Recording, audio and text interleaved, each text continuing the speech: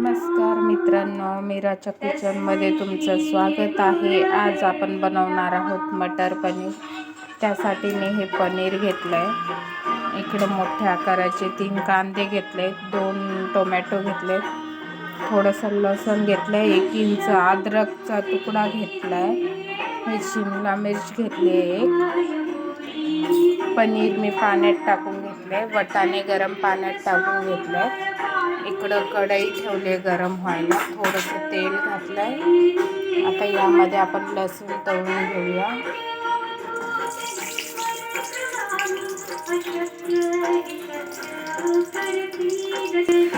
लसूण आपला हलकासा भाजला. आता आलं घालून घेऊया, 2 मिनिटं परतून घेऊया. आपलं आलं पण 2 मिनिटं परतून झालं. आता कांदा घालून घेऊया. स्लो गॅसवर मसाला भाजून घ्यायचा आहे आपल्याला. कांदा हलकासा भाजून झाला. आता टोमॅटो पण भाजून घेऊया नरम होईपर्यंत. गॅस स्लो ठेवायचा आहे. मसाला छान भाजला. आता आपण गॅस बंद करून थंड होऊ देऊया. मसाला ताटात थंड व्हायला काढलाय.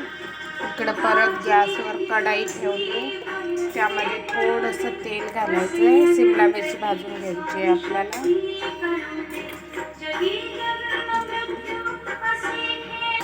आपली शिमला मिरची फ्राय होते तोपर्यंत आपण हे वाटून घेणार आहोत.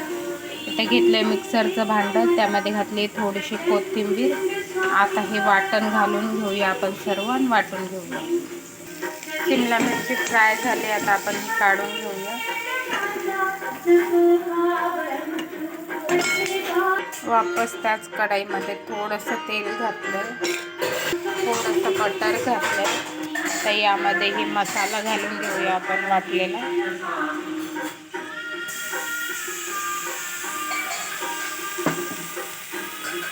मसाला घालून घेतला. याला आता 2 मिनिटं छान परतवून घ्यायचं. छान मसाला तेल सुटेपर्यंत भाजून झालाय. मी थोडंसं आलं लसूण पेस्ट घातली. आता इथं मसाल्यामध्ये मी हळद, गरम मसाला, लाल तिखट आणि घरगुती मसाला घालून घेतलाय.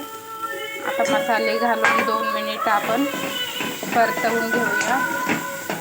तुम्हाला पनीर पाहिजे असेल तर तुम्ही फ्राय करून घालू शकता. 2 मिनिटं झाली आहेत आपल्या मसाल्याला परतून. शिमला मिरची घालून घेऊया.